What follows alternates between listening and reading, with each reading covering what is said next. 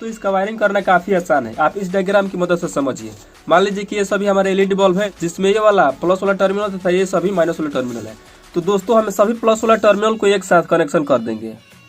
तो इसको पहले कर देते हैं ऐसे ही, और सभी माइनस वाले टर्मिनल को एक साथ इसको भी कर देते हैं।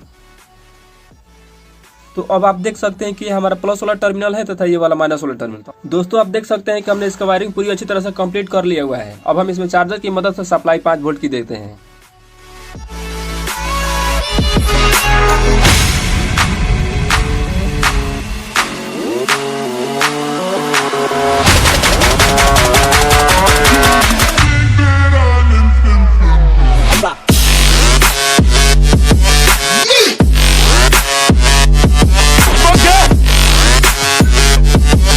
Yeah.